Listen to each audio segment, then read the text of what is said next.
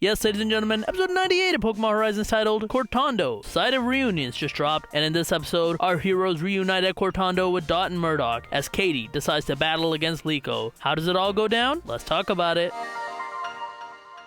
This episode has a fun reunion and a great battle, leading to the next major plan for our heroes. Liko, Roa, and Uruto arrive near Soapberry. When they see Dot, they arrive as well. But before they can say hello to her, Murdoch comes running out, excited, and lifts Dot up. Dot is embarrassed, however. Katy then comes out to say hello to Liko, and Dot tells Murdoch that that's how he should act, which is pretty cute. It's a little bit of conversation before our heroes start eating. There's a funny bit here where Cap chews out Uruto and some of the Pokemon because they're fighting over who can get Alcremie's cream. As Uruto is scarfing down on desserts, we finally get to see Murdoch's Rockruff. It has evolved, and it's evolved into midday form Lycanroc. However, it's a bit chubby. Turns out, Murdoch has felt like ever since they broke up, his desserts, while good, hasn't had that something to make it perfect. So, while he kept trying and experimenting on food, he kept feeding them to Rockruff. One day, it evolved while in the middle of eating, which is why it's so chubby. Uruto's eating so fast that he chokes, and Katy hands him a glass of water, but that freaks him out. He drinks the water and then falls back when Katy approaches him again. He gets picked up by Dot, only to find out that she also is a girl and gets all flustered when he realizes that she grabbed his hand. We still don't know why this is the case for him. Why is he scared of females? Why does he get flustered so much? This is basically the opposite of the Brock gag, and I'm trying to figure out if there's any specific reason for this, or if it's just a gag just to be a gag. Regardless, that leads to our heroes telling Murdoch everything that they're doing. They're diving headfirst into danger as they're trying to clear the name of the Voltaclers after reforming it. They're trying to stop the Strong Spheres and Exceed Company, but Murdoch has doubts because he doesn't know if they're strong enough. So Katy decides that in order for them to show Murdoch they are strong enough, she is gonna battle Liko. Her Teddy Ursa has evolved into an Ursaring, and the Pokemon she picks to battle is not Liko's Meowscarada, but instead Terrapagos. This is the first time that Liko's used Terrapagos in an official battle capacity like this. She's battled with it before, but those were for outside battles. The battle here starts with Terrapagos transforming into its Terra form, and Liko starts off on the defensive as she uses Protect to block high horsepower, and follows it up with Ancient Power. That gets blocked by Arm Hammer from Ursaring, followed by a series of Fury Cutter. The Fury Cutter is enough to break through Protect from Terrapagos. Liko realizes that she can't be fighting so defensive against Katy, so she has Terrapagos go straight towards Ursaring and use Rapid Spin to block Hammer Arm and do damage to it. Seeing this, Katy decides that she's gonna need to be stronger, so she terrestrializes her Ursaring. She then has Ursaring go for Fury Cutter while Terrapagos tries to counter with Ancient Power. However, Ursaring blocks all of the Ancient Power with Fury Cutter before hitting Terrapagos. Liko is worried at first, but Terrapagos gives her the look to continue, so Liko has Terrapagos use its signature move, Terra Starstorm, and that is enough to KO Ursaring. Seeing this, Murdoch is convinced that our heroes are strong enough. However, the kids realize that they need to gather information while on the move if they want to continue this, but they don't know how. That is until Dot says maybe they need some kind of ship, the Brave Olivine. But Murdoch says that the Brave Olivine isn't around anymore. After the Voltaclers were broken up, Orla dismantled the ship, but the kids decide they're just going to ask her to build them a new one. They aren't able to get in touch with her through text, but they do know that she's in Galar, so the kids head out and say goodbye. As the kids leave, Murdoch reflects on why he disbanded the Voltaclers. He was worried that he was stopping the kids' growth, but now it seems like they're moving forward on their own. And I can't tell here when Katy says that Murdoch can also spread his wings if she's referring him going back to the Voltacler or him continuing to perfect his craft. Let me know what you think in the comments. Either way, with that discussion in mind and our heroes moving forward, that is the end of the episode. So I still don't know if the show will actually have the adults return in a full-time capacity to the new Voltaclers, or is it just going to be the kids? Currently feels like the latter, but I don't know how something like that would work because would they need a mechanic on board? So I don't know. Either way, this currently feels like a buildup of some sort is happening. Our heroes have now interacted with Molly and Murdoch, with Orla being next. The only other person remaining is Ludlow. Everything that's going on feels like it's leading to something massive, and I can't wait to see how they go about this. Let's talk a bit about Uruto. I'm baffled by his characterization, but to me, that's just because he's such a wild card character. In this episode, he says he's going to be the leader of the Voltaclers, and that rubbed a lot of people the wrong way. But I can't tell if that's because of his pride or his ego, or something else in the background. The Rayquaza interaction where he said Rayquaza should get better before battling makes me think there's something we don't know about him, but the show also doesn't tell us, so that's not helping his characterization currently. I will say I am appreciating him more now because he really is a true wildcard. The interaction with the older characters without him wouldn't feel as unexpected. We have an idea as to how everyone in the former Voltaclers interacted with each other, but him being there is just enough to cause specific actions or reactions to happen that otherwise might not. I've already talked about his weird interaction with girls, but there always seems to be something more to him, which makes him stand out. As our heroes head to Orla for next episode, I'm left wondering if the return of the Brave Olivine is imminent in it, or if there's going to be a new ship. The poster in Mega Voltage tells me it's the former, but you never know. Currently, the series is in setup mode, so the next major interaction with the villains aren't going to take place anytime soon. Next episode has some interaction with the villains, but those seem like they're underlings, so they're most likely going to be the catalyst to some major development next. I can't wait to see where this goes. But what about you guys? What do you guys think about this episode? Let me know in the comments down below. Don't forget to hit the like button, subscribe for more review videos like this, and that's it. Have a wonderful day, and I'll talk to you guys later. Peace.